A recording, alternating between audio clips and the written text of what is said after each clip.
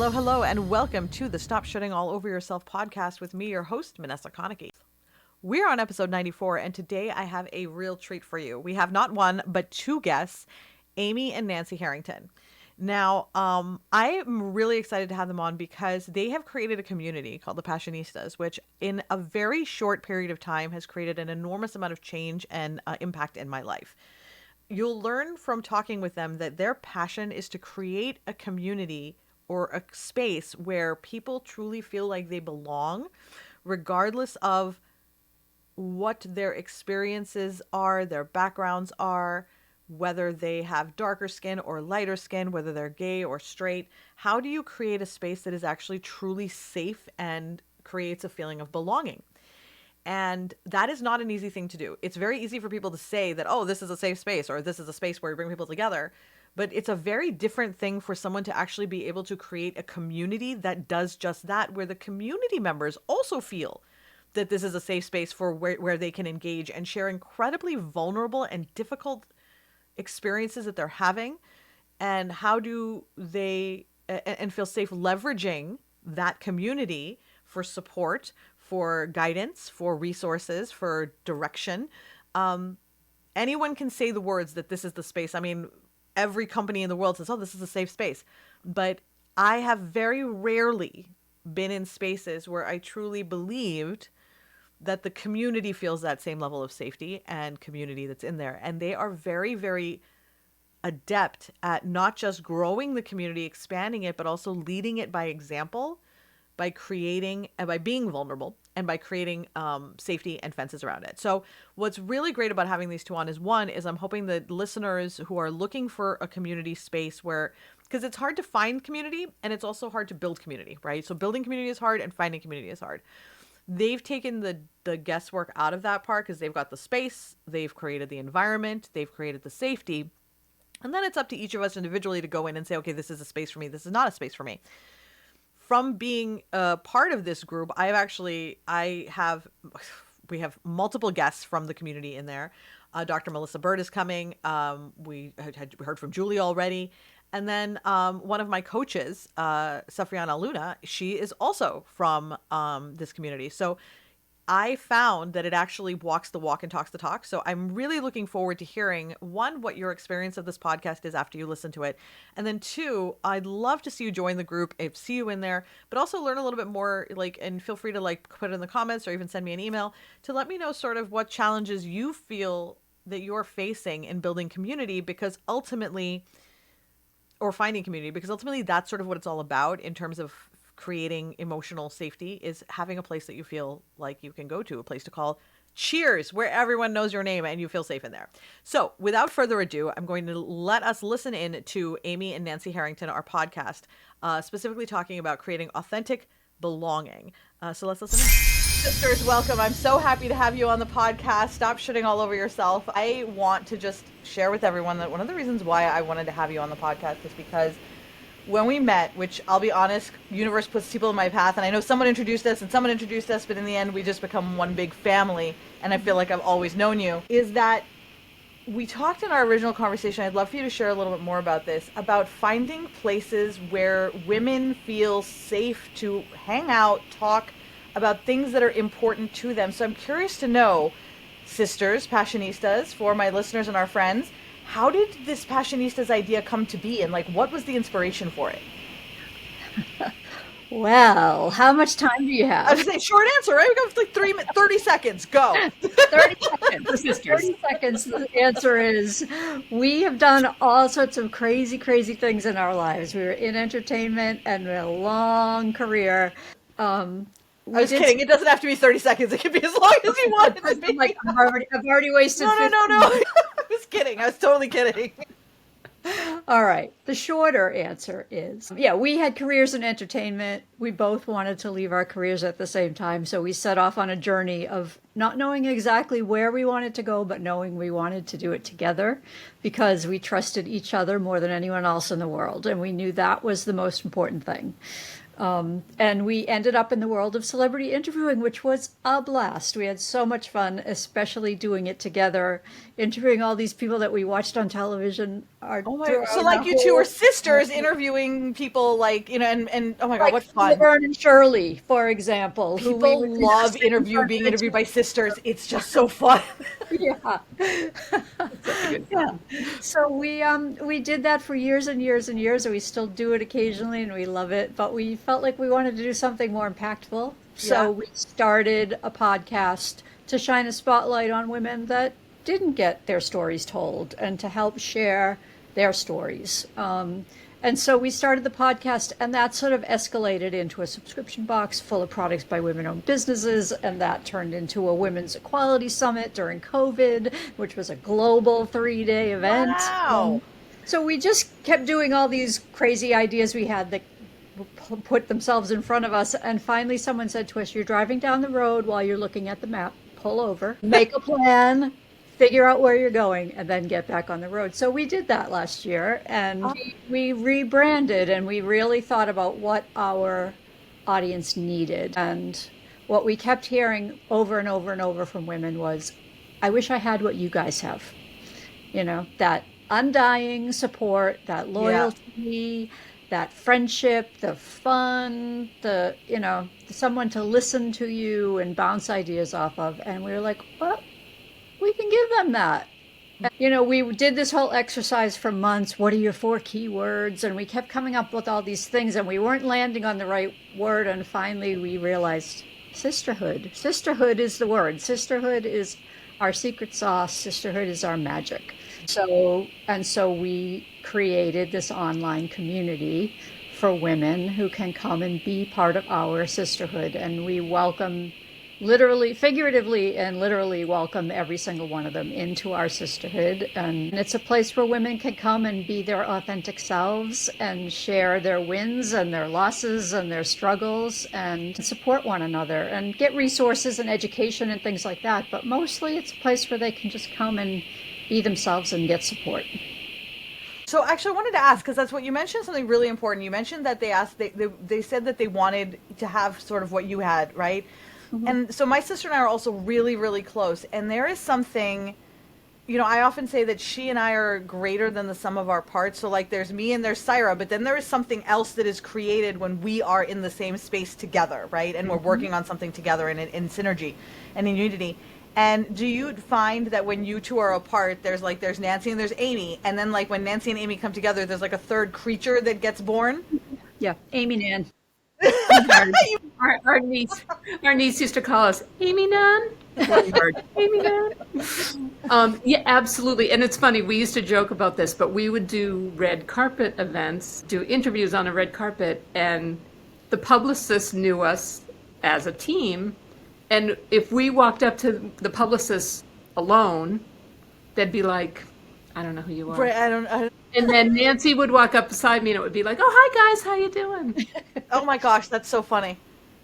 It's weird. Like there's a strength to our presence. I mean, we're both shy and introverted in a lot of ways. So it gives us the strength of being a team. Like we always know. Nancy and I used to go to networking things and we would stand at cocktail tables and be like, "I'm afraid to talk to anybody. So I'm going to talk to you and you're going to pretend that I'm saying something funny right now. And we're going to have this conversation so that we don't look awkward and like we're not networking." So we just have this strength in numbers because we're always two. And I'm a better person when Nancy's around, and I think she's a better person when I'm around. And even if we don't see each other for 2 weeks, which is rare, if she leaves town, I feel like a part of me is gone. And it's inexplicable, but she's out of my radius, and it's like, oh, something's missing. Some might call that codependent, but I like to think of it as a beautiful connection that not many people can understand, because we've always had each other and we just enhance each other in a way that I think the only other people are like people like you who have that family, that sister connection. And I can't even imagine the intensity of like being a twin. Because Oh my gosh.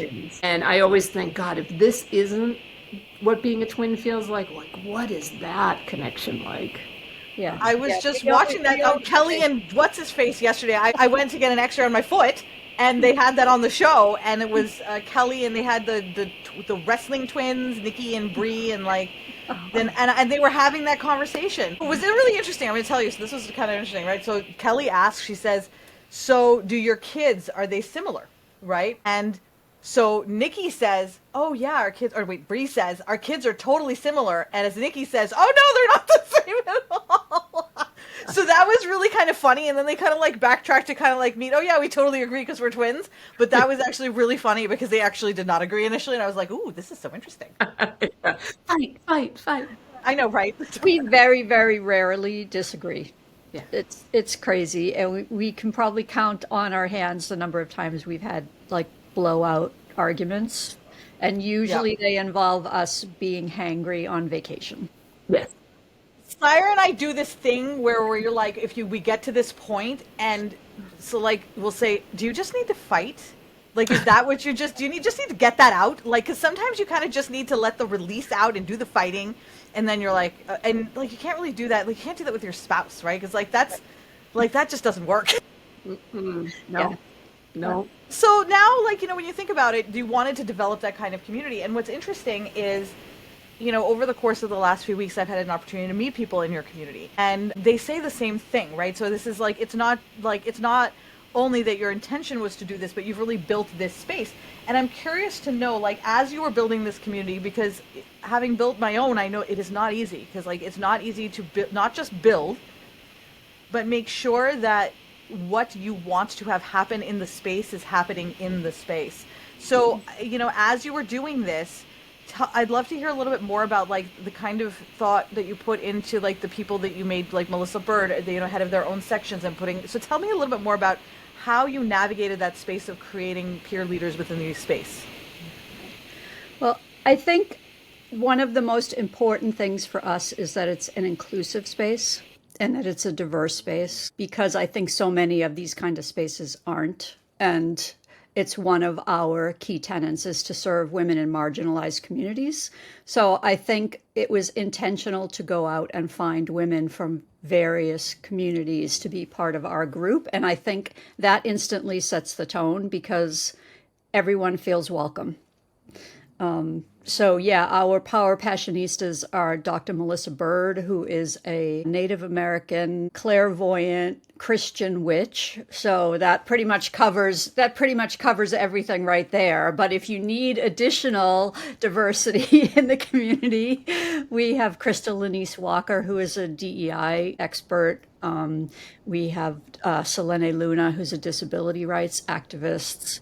We have Julie DeLuca Collins, who is a business coach from the Latina community. So we just, everyone in our community represents somebody who represents real people and, the people we want in our community. So I think, did that answer your question? I think that's where we started from. Yeah, I also have to say we intentionally brought in people who were, when we built the community, we didn't want it just to be a business networking space, right? We wanted it to be business networking, but also personal growth and social impact. And one of the things that Nancy and I realized as we were going through this rebranding exercise was like, okay, this is what makes us different is we're sisters.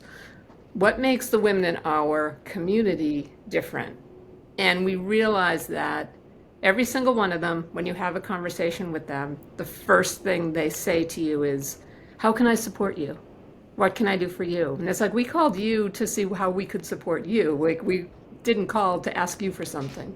But every single one of them comes from a place of, what can I give back? Whether they come to our community to enhance their business or to learn how to do a meditation or whatever it is, everybody's operating from a space of wanting the world to be a better place. And so it's inherent in the makeup of the people in our community to be kind and to be accepting and to not only that, but to want to learn about other people's experiences so that they can be more supportive of them.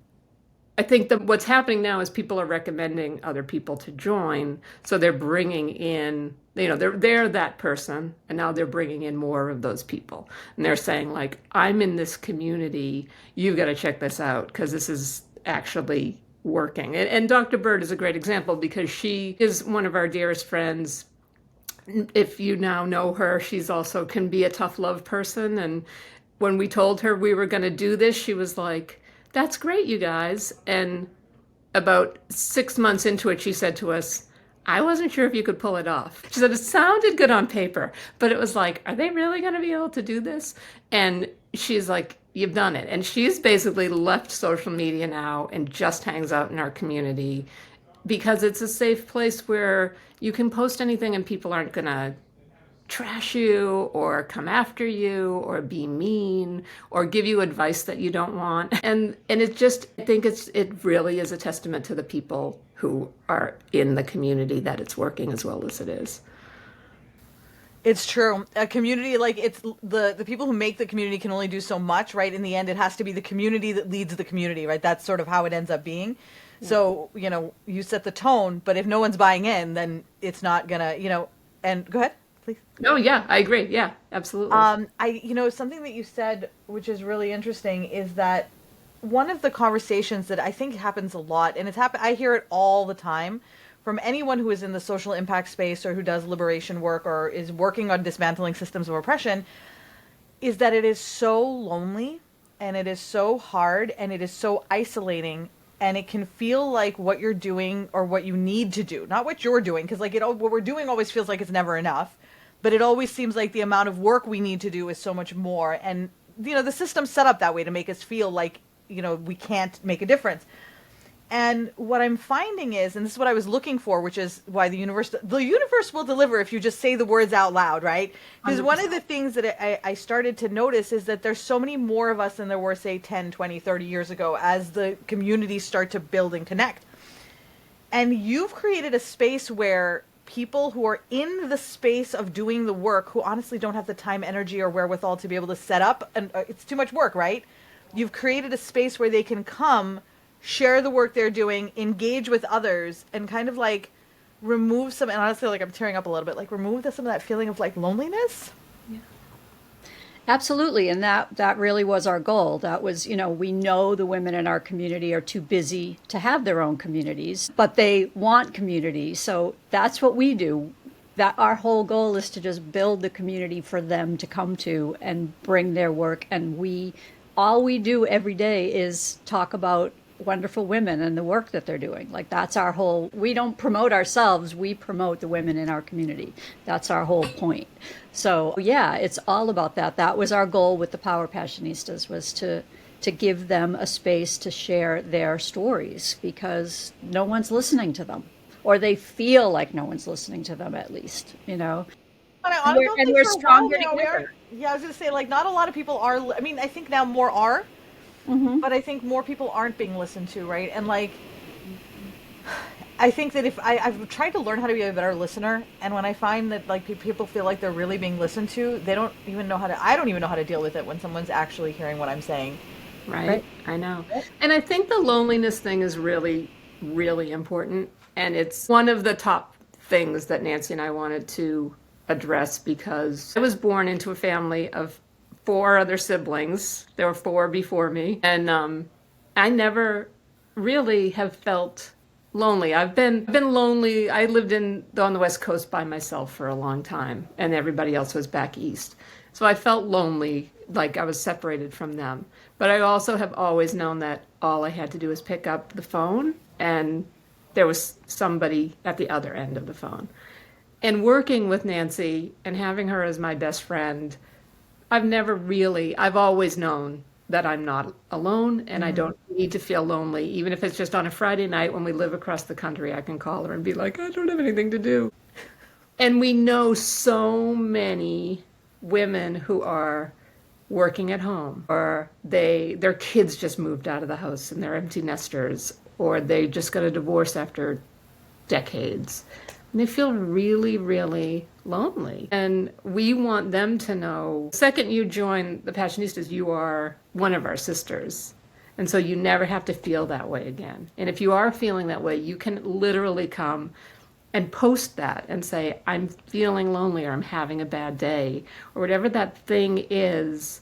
And people will respond, and people will let you know that you're not alone, and they'll invite you to have a virtual coffee, or if they live in your neighborhood, they'll take you out to tea. You don't have to feel alone anymore. This is a place where you can come and make genuine connections. Nancy and I have made our greatest friends through the Passionistas Project, and we've never met most of them in person. I love that.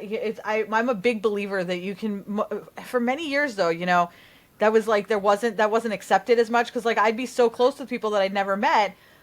And cause I actually met everybody on World of Warcraft. This is back in the days we were playing, like, and so I was meeting people and I'd play with them and it was so much fun. And then I was like, and we were like, well, they're not real relationships. I'm like, are you freaking kidding me? Like, these are realer than some of the relationships I have in real life. 100%.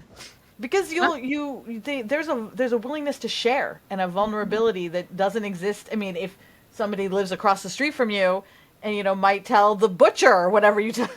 I'm making shit up as I go right now. It's true though. It's true. Like, are they whispering about me at the library? Yeah. I met my husband in the day of, personal ads and meeting at clubs. That's how you met people. So I always thought, like, people who meet online, I don't get that. I think that must be, that's not a real relationship. How do you do that? Until I started making friends this way and realizing, oh no, these friendships are deeper than any real life friendship I ever had. Yeah. And I don't have to leave the house.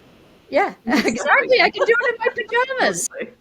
So I'm curious. And I'd like to point out that Nancy met her husband at a club, not through a club. At a club? Okay, now I got to hear. So Nancy, tell me how I met your husband. Not how I met your husband. How did you meet your husband? I was like a rocker chick. I went to clubs and to see bands all the time, and I had this band that was like my favorite band. They were my best friends, and I went to see them all the time. And their bass player quit, and they hired a new bass player. And when they told me who it was, I'm like, oh my God, I've had a crush on that guy for years. I've never met him. And so my friend, who was the lead singer, actually called him up and was like, oh, I'm here with Nancy. So then their first gig, he offered to give me a ride home. And then I had just bought a guitar. So he's like, well, I give guitar lessons. I'll bet. Really smooth. And then how's your guitar playing? Gave me my first guitar lesson, and it lasted. Can you play guitar now? Or like, I was going to say, did you ever learn? I was going to say, you never learned how to play guitar, did you? Guitar lesson lasted about 15 minutes, and then we're like, want to go get a drink? Okay. And that was it. We've been together ever since. That was 38 years ago. So. Oh, wow. Yeah. I asked because my sister also met her husband at a club. He was a bouncer. She was dancing to, so our whole family was visiting from Pennsylvania. We all moved from Pakistan. They were visiting, and we're all dancing in the club. And she punched him in the face by accident while she was dancing. And she goes, oh my God, Vanessa, I punched the hot bouncer in the face. And she's like, what the fuck do I do? So she went to the hot bouncer and she was like, I'm so sorry. I didn't mean to punch you in the face. And he was like, yeah, it's fine. And then she's like, and she told him, she goes, I just wanted to let you know that you were just so handsome. And he said that was what stuck out because he'd had girls tell him that he was hot before, but no one had ever, he's like, it was so dignified the way you said it. So we went to see a band the next night. He was working at a different club and he was there. And he ended up asking her out. This was, oh my God, like 20, no, God, it must be like 30 years ago. She was 18. And we're 40 something now. So like they've been together ever since, off and on. But like, I'm telling you, clubs are apparently a good place to meet your spouse. Was this in Boston? It was in Boston. It was at Axis. Axis, okay. Oh, okay. Yeah. That's so Well, cool. Rob and I officially met in person at TT the Bears. Oh my God, you're kidding. That's amazing. I remember TTs. So fun. That is really fun. I met my wife online. It was a one night stand. It was like, I was really done. I was going to be me and my dog forever. And I said, she's hot. You know what? I'll just take her out, sleep with her. We'll be done. Here we are like 15 years later and she still hasn't left. She was like, she didn't really like, she was not a dog person. I had a dog. Now we have 3 and they're mostly hers. So, See, people can change. Yeah, no, people can change. So coming back to sort of what you're, because like I think we've all aged ourselves here. Everybody, we've all aged ourselves. If you're from Boston, you all know what age we are now. you mentioned earlier, Amy, that you don't have only business people, right? And I think that's really, a lot of the organizations and a lot of the communities that I find online are really geared towards you want to run a business, you want to hustle, you want to do whatever it is, right? But the people that I typically work with and we're now are intersect between the two spaces, right? Not just being business people, but you have so many people right now in the workforce who are suffering enormously and looking for community. And like the only place they typically used to have community was work. Now they don't have that. So I'd love to know a little bit about like sort of like the tell me about the woman who is attracted to who's like, oh my God. I mean, we already talked about the part where they're socially and they're socially aware and interested in their own development and giving themselves love. But what other sorts of things like typically do you find as a commonality in your group? I mean, I think a lot of them are in transition. So a lot of them have left corporate jobs and finally are pursuing their passion project. A lot of them are empty nesters or, like I said, going through a relationship shift. I think a lot of them are becoming more socially aware or have become more socially aware in the last, how long has it been now? Since 2016, 8 years. And really, especially right in this moment in time, really motivated about the election and what's going to happen in November. I think they are really, they're just looking for a place. And like Nancy said earlier, a lot of them come from marginalized communities and they really feel like they're not being heard. And so they have tried other communities and they find like, okay, if it's a networking thing, I have 7 minutes on a networking call to connect with some stranger in a breakout room and maybe we'll follow up, but I have to be like super together. I have to be really buttoned up. I have to have my pitch ready, like I have to have it all together. Yeah. And they want to find a place where they can just kind of let it all hang out and they can be vulnerable and they can support other people who are being vulnerable. So it's not to say that there aren't people who are working in the workforce, because we are finding more and more of those women who are in corporate jobs are also joining, because I feel like they can't really, it's like you were saying about the neighbor across the street, right? It's like, if I tell my coworker that I'm struggling, yeah, am I putting myself in a position where they're going to say something to my boss, or I'm not going to get that promotion because I cried a little bit at the office, or whatever that thing is? Like, you still feel isolated even when you're in a structure and in a system that is built largely on patriarchy. So we are attracting those women too who are in spaces that might seem outside of our scope of the community, but everybody needs support. Everybody needs a safe place to land. So it's attracting a wider audience and a broader audience than I think we expected. I think we expected this certain kind of maybe activist person or solopreneur person, and we're finding there are more people that need to find an authentic space than we imagined. I think even with the solopreneurs that we attract, they are solopreneurs who want to approach it a different way. Mm-hmm. Yeah. They don't want to do the typical things. They don't want to work 16-hour days. They want to live life in alignment with their values, which is someone we interviewed yesterday on the podcast. That's her whole business, is how do you have a business in alignment with the fact that you want to spend time with your family and do things for yourself and still have a successful business. So I think even the entrepreneurs in our community have a different mindset than your typical entrepreneur. You actually just hit something really on the head there as you were talking, and so I want to actually dive into that. So the commonality, I think, between the types of people that we're talking about is actually, for so many years, the lesson that we were taught, and this was our parents, and I'm going to, the women were taught this as a lesson, is that you literally have to, and I'm going to speak from my own experience right now, but I sit like this all the time, and I don't know if I'm always like leaning forward in my chair a little bit, right? Always. Right? Like this? Like I was just doing? Oh, because somebody might, need something, right? And so I'm always poised and ready to respond to someone's need. Do you need water? Do you need me to get up? Do you need me to clean this? Do I have to take the dog? Like, it doesn't matter, right? And even though I don't live in a space now where anybody is always asking me to do something, I don't, like, that's been years since that's happened. And yet the conditioning is so deep that I am still always at the ready to pounce out, right? And for so many years, we have been, and then you add to that capitalism, right? Where you have to work constantly, work the 16-hour days, prove your worth, prove your value, generate income, generate productivity, don't be lazy, waste of space, that kind of thing, right? I think what we're seeing is almost like a transition, Amy, to your point, of realization. And my friend Sherry, the real Slim Sherry, calls it an unbecoming, where we're realizing that we no longer want to use that as the framework from which to build whatever it is that we're building, right? So whether you end up being a solopreneur or in the corporate, it doesn't matter what you're doing. We want to build it from a space that says, what do I need? And I'm just going to tell you that just saying that gave me chills, because I've never been allowed to ask that. Right. Like, in fact, I feel guilty even thinking it. Like, what do I need? And then building my life off of that. My God, I'm so selfish, right? Like, how does that sit with you? I'm curious to know, because that popped in my head while you were talking.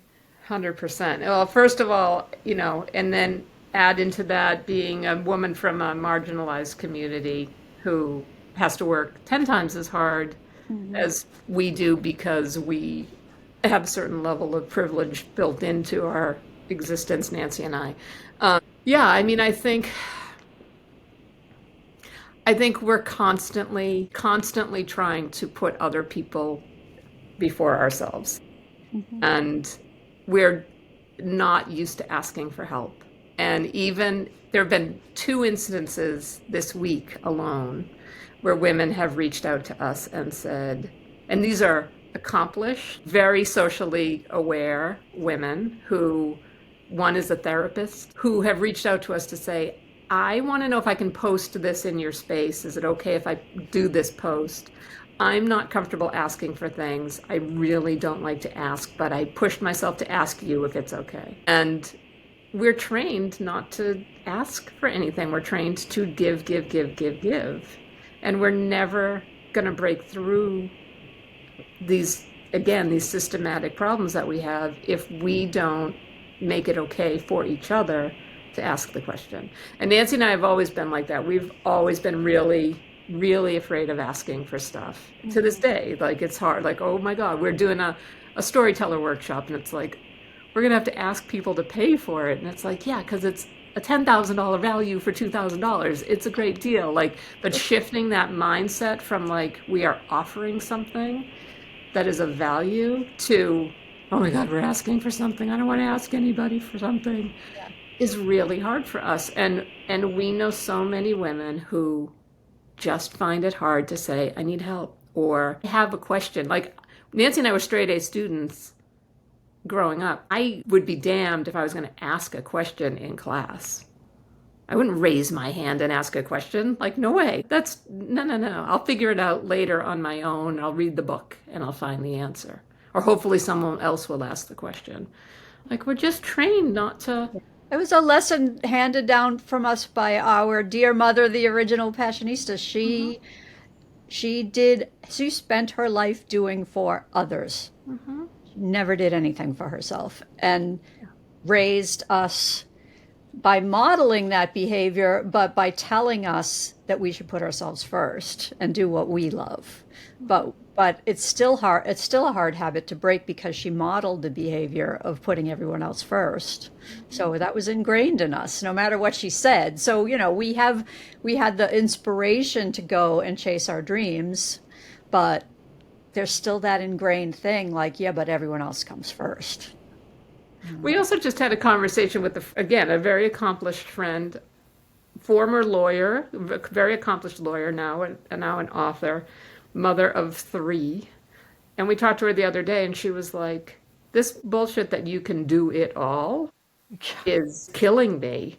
And she was like, you can't. She said she's reading a book called Liars, and it's about this myth that like you can have a life where you can have it all. God, no, we can't do it all. We can barely do some of it. Yeah. And she's like, how did I buy into this for so long? Like, it's crazy. So We bought into so much shit. Yeah, so much. But Like, now I honestly, did I think a long Newport Light cigarette, like Virginia Slim, was going to be what made it possible for me to do it all? totally. I can bring home the bacon and fry it up in a pan. Thank you very much. Oh, God. I think about all those commercials in the 80s that really told me the things that I could do. And I'd have a date and night dress to do it in. And that was going to be really great because that was going to be very important. Totally. Shit. You said something about your mom.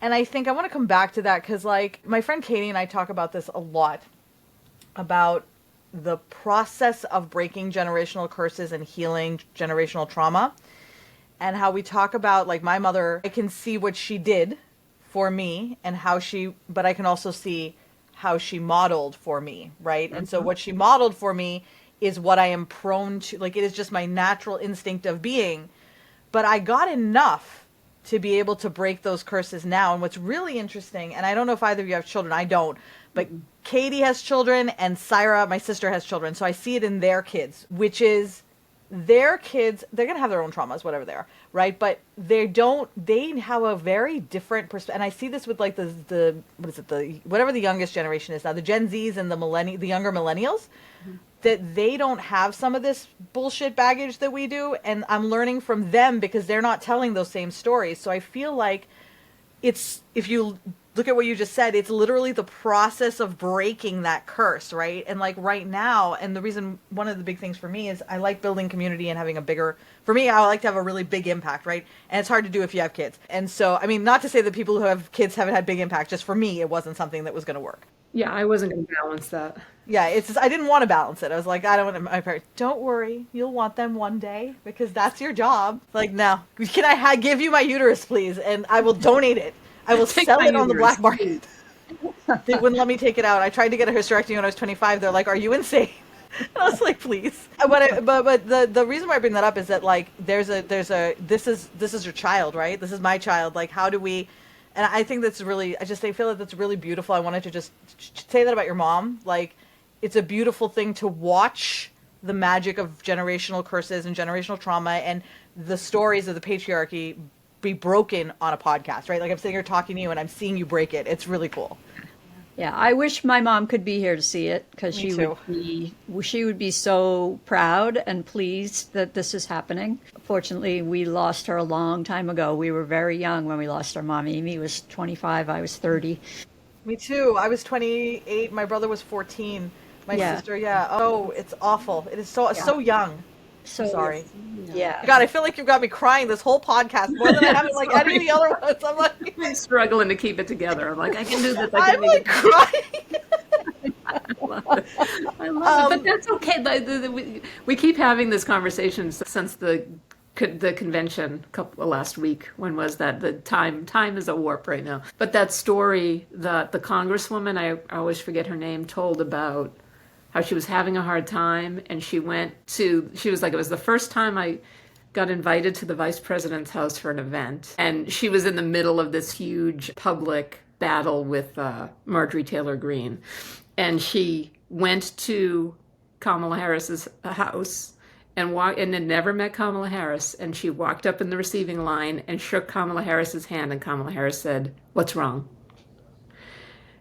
And she said she just burst into tears, and she was like, told her how she was having a hard time and struggling, and all of a sudden all this attention.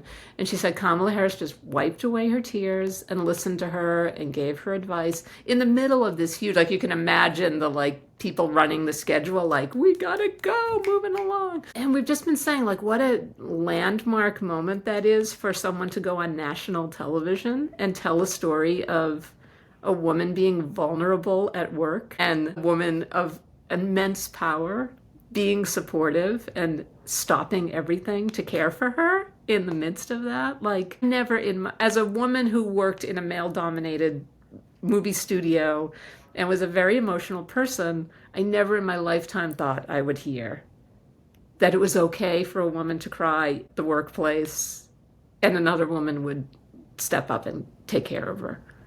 I was like, oh my God, it's like one of the greatest stories I personally have ever heard in terms of like my history of working in the system. And it's like, I think part of the reason that the younger generation is benefiting from it is we're starting to tell those stories. I think our collective generation is still processing it for ourselves because we've been silent about it for so long. And it's not just like the Me Too stories. It's those moments that if you haven't experienced that, if you haven't been a woman who has tears in her eyes sitting in a meeting full of men, it seems like you're just being a whiny girl or a baby. And like that's kind of the mindset that we've been given. Like that's weak and you're weak and you don't belong here because you have emotions. And in reality, there's nothing more powerful than sharing your emotions with people. So we're finally at the point where we are talking to each other about these things and saying like, no, I need to make a point of this. I need to have this conversation, even if someone else doesn't get it, because you get it. I know you get it. And if we're not talking about these things, we're never gonna move past them. And it really has to be time that we move past them. I love that so much. You know, one of the things that one of my friends once told me is that in her family there were family secrets, right? And there's things you just didn't talk about outside, right? And I think that has become like they're supposed to be like your secrets. Like there's things you're supposed to just keep in, don't talk about, just live in this, and it eats you up. And I feel like you're right, like the fact that we're all speaking, and the Me Too is important, as well as all of the other things that are because it's a system. It's not a single action. It's a system and a series of activities that ends up with a Me Too movement, but it starts long before that, right? Like long before. It starts like when you're a little girl and they're saying, "Don't cry. Good little girls don't cry." And so now you have to go to your room till you're done and then come back, right? And like now there's the trauma that you're growing up with. Yep.